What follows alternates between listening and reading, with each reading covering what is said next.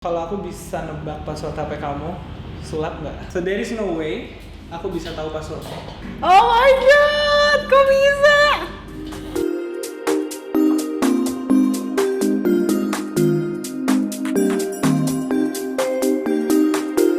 It's me Jolly Mary, welcome back to my channel. Halo guys, hari ini aku kedatangan tamu lagi nih di channel aku nih. Nah, siapakah dia? Dia adalah Halo, Nadir. Gimana? Gue langsung perkenalan nih. Sorry. guys, jadi Radit ini adalah Elemen of the Year 2019. Tahunnya sama kayak tahun aku ikut Putri Indonesia. Best year before COVID. Yes. Terus abis itu kamu ini juga ya, apa namanya, ngewakilin ke Mr. World. Mr. World. Mr. World-nya itu berarti 2019 juga. 2019. Guys, dengar-dengar Radit ini bisa sulap loh guys.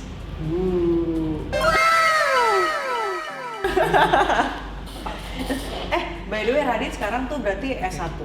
Aku baru lulus. Baru lulus. 2020. Kita kayak seangkatan lulus nih. Class of COVID-19. Class of COVID. Berarti ambil jurusan apa? Kebetulan aku ngambil jurusan manajemen ekonomi syariah, ke konsentrasinya. Ekonomi syariah. Wow. Luar biasa. Kenapa ekonomi syariah? Karena aku pikir kayak dua pertimbangannya, kenapa ekonomi? Karena supaya aku bisa punya, karena menurutku ilmu ekonomi itu semua orang butuh, dan kayak dengan punya ilmu ekonomi itu either I can kerja atau aku bisa doing business sendiri. Dan kenapa aku ambilnya syariah? Biar aku juga punya di ilmu ekonomi itu diferensiasi yang gak sama orang lain juga.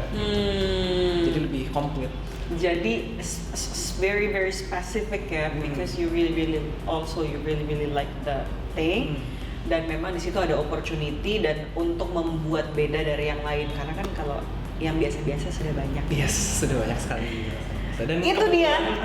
Kebetulan banget Bank Syariah lagi baru kemarin di merger kan. Iya. Itu kayak opportunity banget, makanya terus program Erick Thohir juga kebetulan searah, jadi it's a great opportunity. Aku salah satu pemegang saham. Itu naik ya Pak. Cuan guys, Cuan itu tuh merger itu tuh bikin semua tuh langsung beris emang. Aku nggak ngomong. Tapi nggak apa-apa, emang beris.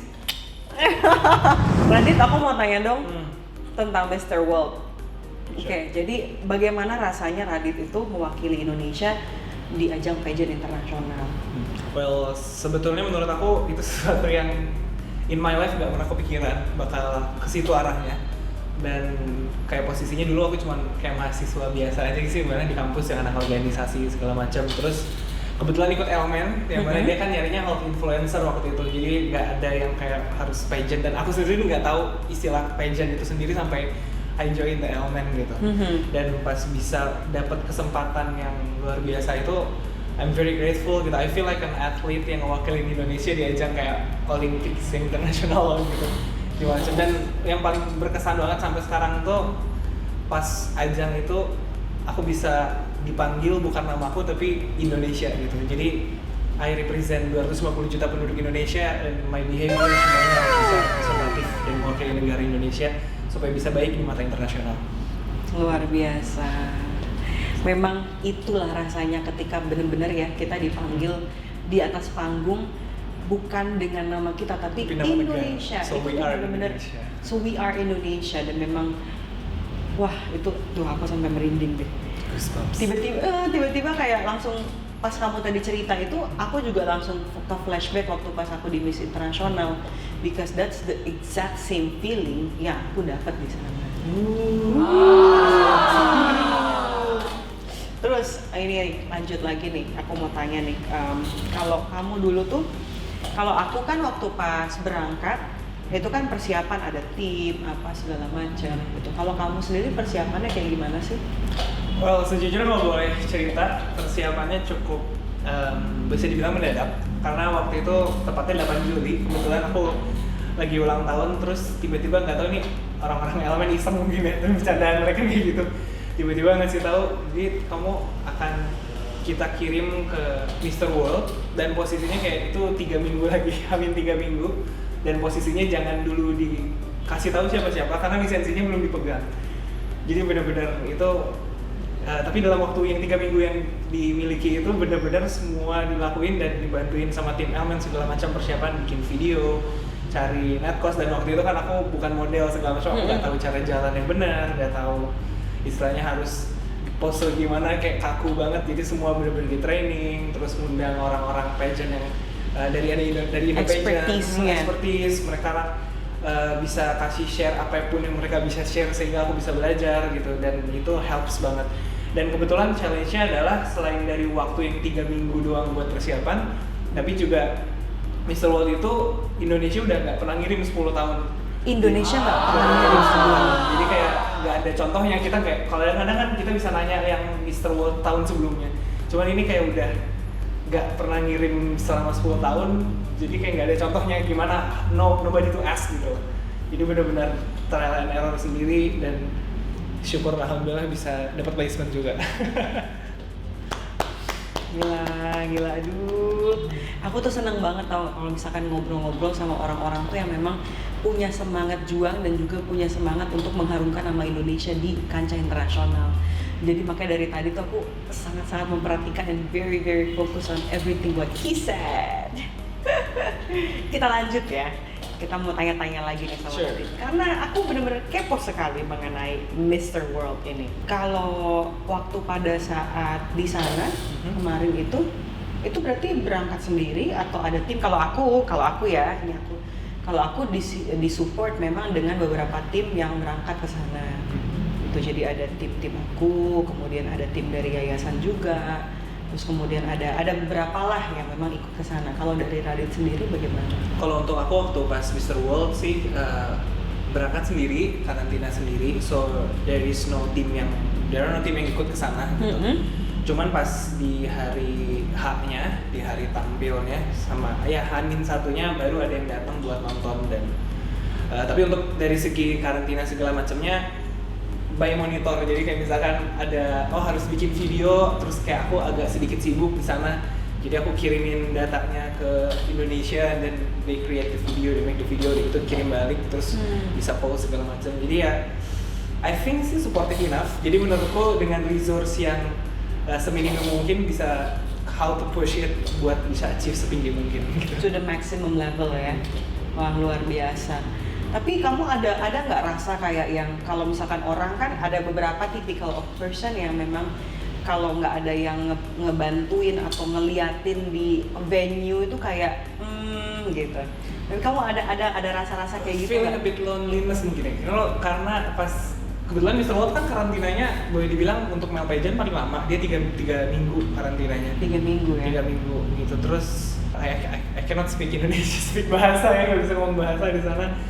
Terus juga kebetulan sih, karena aku mungkin karena kuliahnya ngerantau gitu, jadi kayak udah biasa yang sendiri, how to mingle, how to adapt buat cepet di lingkungan itu. Dan kebetulan juga aku satu roommate sama Mr. World Jepang, dan kayak dia orangnya kocak banget, terus kayak joker banget lah pokoknya.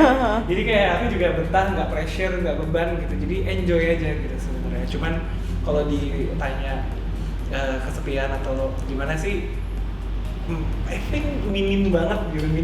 Tapi overall I'm really happy karena game bawain Indonesia gitu coy.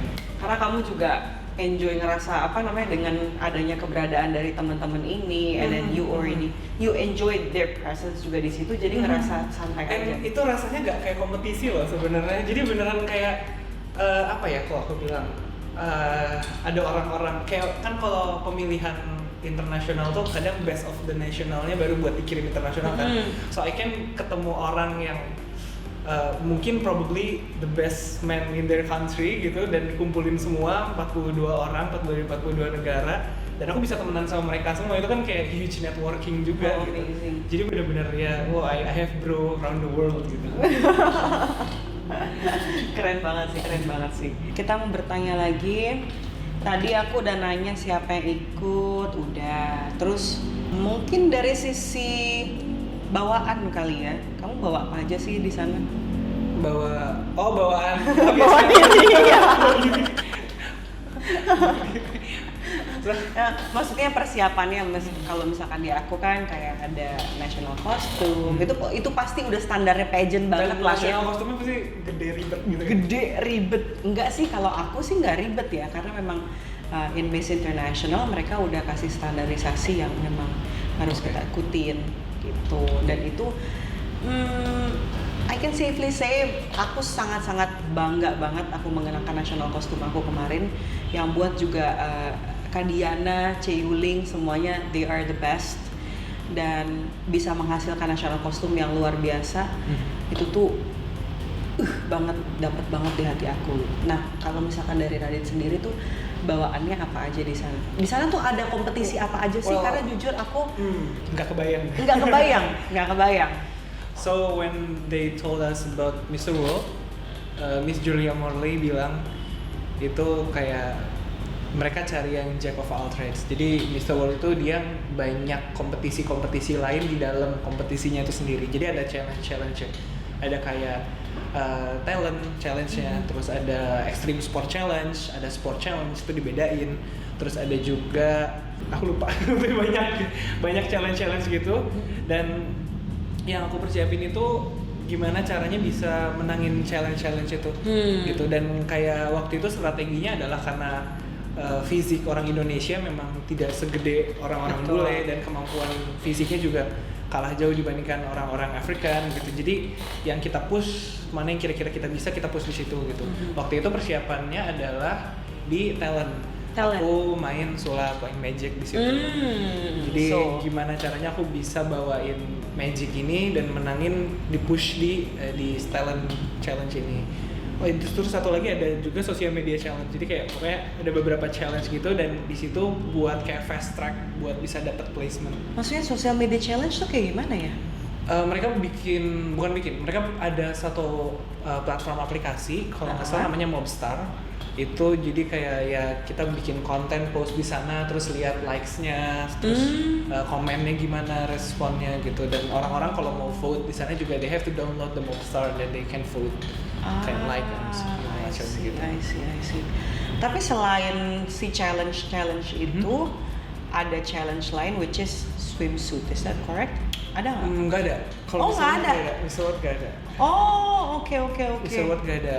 Dan kalau luggage sendiri kayak di Miss World itu bukan national costume, jadi kayak they say itu ethnic costume, jadi bukan kayak harus wah banget. Itu juga bukan masuk poin penilaian, jadi kayak cuma buat seremonial pas opening di acara hari H-nya aja. Jadi memang it's just for the show dan memang menunjukkan bahwa ini loh ada ethnic costume dari tiap daerah-daerah di negara-negara yang di Mr. World. Jadi yang mencirikan si negaranya gitu, bukan kayak dibikin kreatif unik gitu. Jadi kayak simple, yang penting mencirikan negaranya and it's not that part of the jury menilai. Jadi kayak cuma buat opening pas acaranya mulai.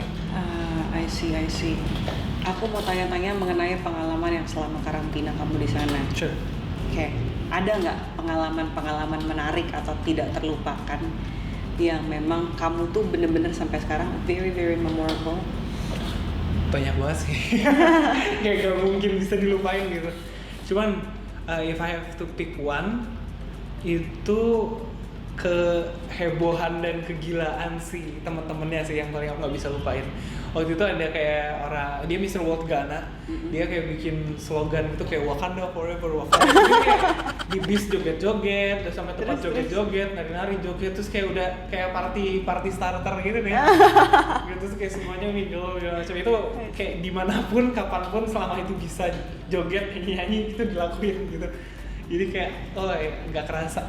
Jadi memang sebenarnya tuh yang tidak bisa dilupakan tuh orang-orangnya justru orang-orangnya. Terus panitianya juga asik gitu, maksudnya kayak apa ya, have fun, bener-bener have fun aja gitu. Bener-bener kayak family fun, kan. Family banget, new family dari around the world gitu. I see. Tadi sebenarnya aku tuh mau bahas swimsuit, tapi ternyata di Mr. World nggak ada sesi-sesi swimsuit. Soalnya kan selama ini yang aku tahu ya, that's why, so correct me if I'm wrong. Di male pageant itu juga kan ada sesi swimsuit, tapi ternyata di Mr. World tuh nggak ada sama sekali ya. If I'm not mistaken di Miss World juga kalau nggak salah nggak ada. if I'm not mistaken. Oh iya di Di Miss World. kalau di Miss World iya aku tahu nggak. Jadi karena kan kebetulan happens to be satu organisasi, jadi kayak I think emang nggak ada juga. Tapi waktu itu bukan swimsuit sih ya, lebih kayak ke atletik. Atletik. Enggak. Itu jadi kayak modeling challenge, tapi sifatnya optional karena basically itu nggak ada di challenge-nya, tapi kayak tiba-tiba waktu itu dari sponsor itu mereka minta kayak diadain buat si challenge modeling itu, dan itu ada gitu, tapi kayak boleh ikut boleh enggak gitu, bukannya kayak ya you ikut. Tapi nambah nilai nggak? Nggak tahu. Kalau dari segi penilaian kayaknya enggak sama sekali, karena aku juga nggak memutuskan ikut. Dan I still got the placement tuh. I see. Oke, pertanyaan terakhir. Enggak sih, sebenarnya bukan pertanyaan terakhir, sesi terakhir. Masih ada berapa pertanyaan guys, tenang. Aku mau bahas life after pageant. Sure. Life after pageant, ada nggak perubahan-perubahan yang kamu rasa gitu setelah kamu ikut pageant dan juga sebelum kamu ikut pageant? Perubahan tuh pasti ada dan pasti banyak banget. Pasti guys, nggak mungkin nggak berubah. Cuman aku mau highlight perubahan dari diriku sendiri dulu. Yang paling aku rasain adalah I see things differently, karena setelah ikutan begitu aku ketemu orang dari banyak negara, beragam suku, beragam budaya, yang itu semua mereka beda-beda gitu. Aku ngelihat sesuatu tuh, aku merasa setelah ikutan kompetisi internasional aku bisa ngelihat sesuatu tuh lebih wise gitu, dan lebih dengan perspektif yang lebih luas, karena ternyata dunia ini tuh luas, banyak banget hal yang belum kita lihat gitu. Kita harus keep explore, belajar terus-terusan, jangan bosan-bosan karena dunia ini tuh luas gitu. Oh ya, dan kalau untuk kehidupan sehari-hari, of course berubah banget, karena Ada nggak tiba-tiba yang kayak Kak Radit gitu? Kebetulan karena habis tahun 2019, 2020-nya pandemi jadi pada pakai masker ya. Tapi waktu 2019 tuh kayak pernah ada lagi di mall gitu, jalan-jalan Kayak di toel gitu sama gitu, ibu. iya di toilet minta foto gitu. Ya gitu-gitu pasti ada sih, cuman ya standar lah. Kalau dari sisi, kan sekarang kita masuk ke era digital nih ya. Masuk ke era digital, banyak banget yang sekarang menjadi key opinion leader, terus kemudian followersnya banyak, jadi influencer lah let's say gitu. Radit merasakan nggak sih perubahan itu ada di Radit gitu? Misalkan yang sebelumnya gimana, sekarang jadi gimana? Iya banget. Karena sosial media itu kan platform yang benar-benar terbuka banget. Semua orang dari manapun bisa akses, bisa lihat kapanpun, dimanapun, dan itu terrecord gitu. Banyak banget perubahan, of course. Dulu followers aku kayak cuma 300 doang, terus kayak sekarang ada nggak cuma angka tapi ada hurufnya juga gitu. Terus udah gitu I also got the verified. Terus tapi di luar itu yang paling aku rasain adalah aku punya responsibility, karena aku punya platform sosial media yang dilihat orang. Orang lihat aku sebagai Mr. World, sebagai Element of the Year, sosok yang harusnya itu memang merepresentasikan sesuatu yang positif, sesuatu yang berdampak baik gitu, jadi bisa dicontoh, dijadikan role model yang baik untuk masyarakat gitu. Jadi aku punya responsibility untuk menjaga kepercayaan masyarakat itu gitu. Jangan sampai aku kayak istilahnya bisa mengecewakan dengan kayak perilaku aku yang mungkin kurang bagus, atau mungkin ya drama atau apalah gitu. Jadi aku berusaha sebisa mungkin buat bisa kasih value atau manfaat, even though kayak sometimes kan KOL kita harus ada campaign ini, campaign itu dari brand, tapi of course dari situ juga aku tetap pengen kasih value juga ke semua followers aku gitu. Jadi memang harus spreading always the good value of yourself ya. Terima kasih banyak Radit. Tadi udah ngobrol-ngobrol banyak nih sama Radit. Terus udah bisa membaca sedikit ya mengenai Radit itu seperti apa value-value yang dia pegang, dan ternyata memang dia cocok jadi Element of the Year. Amin. Jadi kita mau apa nih sekarang? Gak tahu. Oke, sulap aja gimana? Coba. Iya, karena kan kamu bisa sulap. Ya, Coba. Kalau sulap kartu mungkin udah terlalu sering, terus kayak kalau sulap pakai alat gitu aku udah sering, aku nggak pakai apa-apa aja sulapnya. Gimana Maksudnya caranya? bukan nggak, maksudnya nggak pakai alat, nggak pakai aneh-aneh. Kayak FYI guys, ini pertama kali aku sama Jolin ketemu, dan kayak tadi nggak sempet ngobrol panjang segala macam, jadi kayak ketemu langsung shoot, and kita juga ini pertama kali ketemu Iya. kan. Nah, HP-nya kamu di password nggak? Password. Di password. Password. Kalau aku bisa nebak password HP kamu, sulap nggak? Sulap bukan? Harusnya sesulap ya. Oke, sekarang coba buka kalkulator deh. Oke. Buka kalkulator. Coba kita. Dan anyway, lihat dia ya. dari tadi buka HP pakai Face ID, jadi kayak nggak pasti Oke. akan langsung dibuka. Nih ya. Kalkulator. Sekarang, oke, jangan sampai aku lihat HP-nya. Apa? Jangan sampai aku lihat HP-nya. Oke. Masukin. Tuh, passwordnya berapa digit? Passwordnya 4 digit. 4 digit. Empat Oke, digit. 4 digit. Masukin 4 digit random angka. Tapi jangan sampai istilahnya aku menginfluence keputusan kamu buat pilih angkanya. Masukin 4 digit random apa aja. Jangan sampai bener-bener random. Di calculator. Coba ya.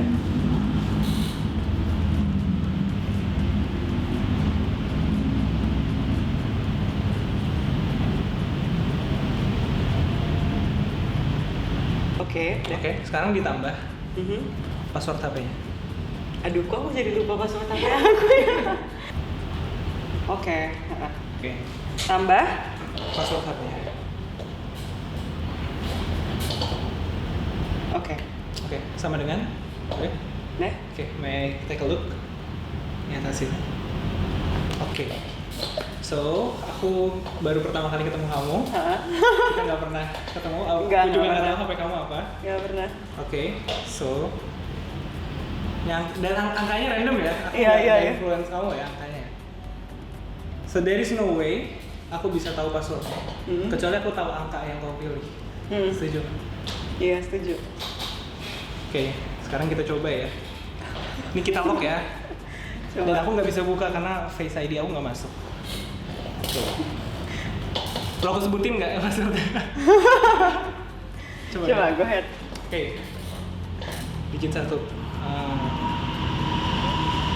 5 1, 2, 6 Oke. 2 Mhm. 1, 2, 3, 4 5, 6 7, 8, 7. Lagi guys. 5, 6, 2, 7. Oh my god, kok bisa? Kok bisa? Sempol. Aduh, kok bisa sih? Nah itu beneran loh, nggak serius nih. Ya.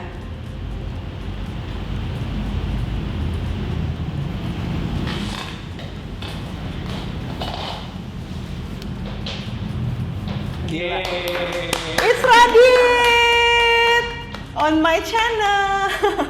Waduh, ya ampun guys, thank you so much ya. Thank you. Terima kasih banyak Radit udah mau hadir di sini. Dia dari Bandung loh, jauh-jauh. PP lo guys.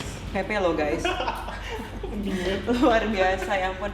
Radit makasih banyak Sure. ya. Terima kasih banyak tadi udah dapat info-info. Sure. Terus kemudian aku jadi bisa lebih tahu Radit lagi. Makasih Dan banyak udah kemudian diundang. subscriber aku bisa lebih banyak tahu Radit lagi. Mudah-mudahan kita bisa kolaborasi lagi ya ke depannya ya, dengan sesuatu yang bisa berguna buat Indonesia. Thank you guys, thanks for watching. I'll see you guys on my next video.